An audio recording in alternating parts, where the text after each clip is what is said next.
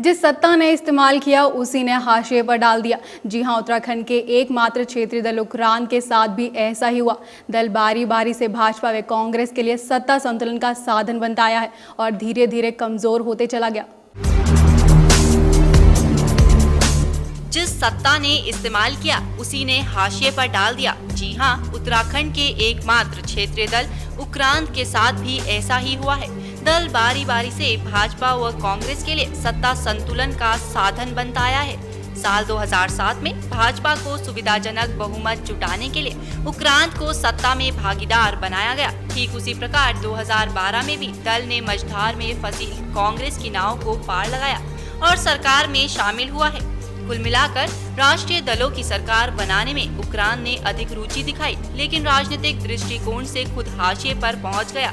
इसका अंदाजा इसी बात से लगाया जा सकता है कि मौजूदा विधानसभा में सिर्फ एक विधायक चुनकर आ पाया है, जबकि 2007 में दल के 3 विधायक चुनकर आए। इनमें भाजपा सरकार में राजस्व व खाद्य मंत्री रहे दिवाकर भट्ट भी शामिल थे।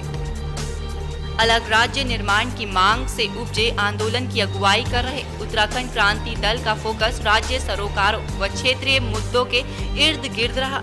राज्य आंदोलन के दौरान साल 2000 से पहले विधानसभा चुनावों के बहिष्कार का फैसला हो या फिर राष्ट्रीय दलों के आंदोलन में शरीक होने के बाद दल का बैनर छोड़कर संयुक्त संघर्ष समिति के बैनर तले आंदोलन चलाना, लेकिन राजनीतिक दृष्टिकोण से उत्तराखंड क्रांति दल की दूरदृष्टि का अभाव माना गया, क्योंकि राष्ट्रीय दल आंदोलन बीच में छोड़कर चुनावी दंगल में कूद गए थे। राष्ट्रीय दलों ने उस दौर में अपनी ताकत में इजाफा किया, जबकि उत्तराखंड क्रांति दल चुनावी गतिविधियों से अलग रहा। इसका नतीजा यह रहा कि राज्य निर्माण के समय राज्य विधानसभा में उक्रांद का एक भी प्रतिनिधित्व नहीं था। साल 2002 में हुए राज्य विधानसभा के पहले चुनाव में उक्रांद ने सीमित सीटों पर चुनाव लड़ा और विधायक विधानसभा पहुंचे। इनमें कनाली छीना से काशी सिंह एरी, द्वाराहाट से विपिन चंद्र त्रिपाठी, नैनीताल से डॉक्टर नारायण सिंह जंदवाल व यमुनोत्री से प्रीतम सिंह पवार शामिल थे। विधायक त्रिपाठी की मौत के बाद द्वाराहाट से उनके पुत्र पुष्पेश त्रिपाठी 2004 में विधायक चुने गए। 70 विधायकों की विधानसभा में संख्या बल के हिसाब से यूकेडी कम रही हो, लेकिन राज्य के सरोकार व क्षेत्रीय मुद्दों पर अलग जगाने की उम्मीद यूकेडी से ही थी। स्थायी गैरसैंण के मुद्दे पर शुरुआती दौर में आंदोलन और उसके बाद सालों तक लंबी खामोशी ने जिन सरोकारों के प्रति यूकेडी के लगाव को असरदार नहीं समझा, इसका सीधा असर राज्य विधानसभा के दूसरे चुनावों में देखने को मिला। 2007 में हुए विधानसभा चुनावों में उत्तराखंड क्रांति दल के विधायकों की संख्या 4 से घटकर 3 रह गई। 4 में से 3 पुराने चेहरे विधानसभा नहीं पहुंच सके, जबकि देवप्रयाग से दिवाकर भट्ट व नरेंद्र नगर से ओम गोपाल रावत पहली बार विधायक चुने गए। द्वाराहाट से पुष्पेश त्रिपाठी लगातार दूसरी बार चुने गए। दूसरी विधानसभा त्रिशंकु बनी और भाजपा सबसे बड़े दल के रूप में उभरी। भाजपा को सुविधाजनक बहुमत जुटाने के लिए 3 निर्दलीय विधायकों के अलावा यूकेडी का समर्थन लेना पड़ा। पहली बार यूकेडी को सत्ता में सहयोगी की भूमिका मिली। गठबंधन सरकार का नेतृत्व कर रही भाजपा के भीतरी असंतोष के कारण कई बार मुखिया बदला गया, लेकिन उक्रांद ने अपना समर्थन जारी रखा।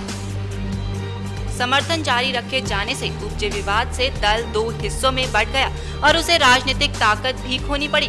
इसका नतीजा है कि हाल ही में हुए विधानसभा चुनावों में यूकेडी अपना पिछला प्रदर्शन भी नहीं दोहरा सकी।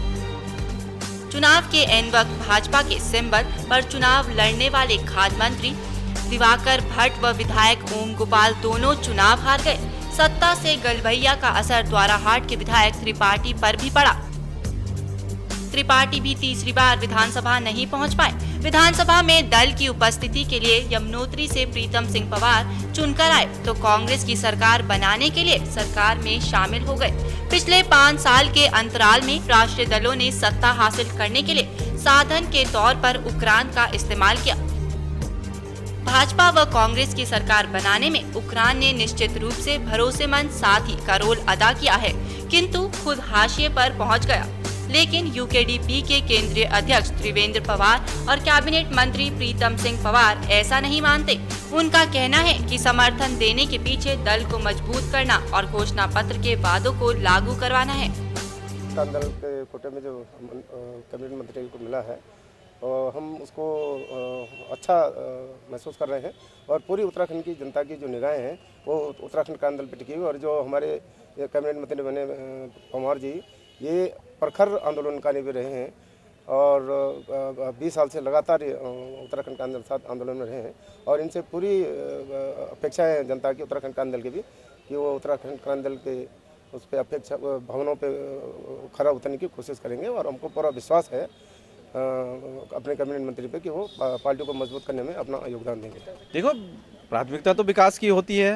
जो भी मंत्री बनेगा, विधायक बनेगा, जो भी जनप्रतिनिधि बनेगा, विकास की होती है। लेकिन मुझे अवसर मिला है कैबिनेट मंत्री का, तो मेरी पहली प्राथमिकता है कि हमारे पर्वतीय क्षेत्रों से जो पलायन हो रहा है, नौजवान जो पढ़ा लिखा बेरोजगार दर दर भटक रहा है और महानगरों की ओर पलायन कर रहा है, उस पलायन को रोकना, पहाड़ों में ऐसी नीति बनाना या पूरे राज्य के अंदर ऐसी नीति बनाना कि पलायन रुके, चाहे पहाड़ हो मैदान हो, वो पलायन रुके।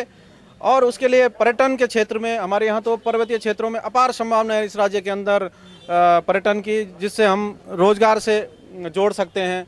हमारी संस्कृति है उसको हम आर्थिकी से जोड़ सकते हैं।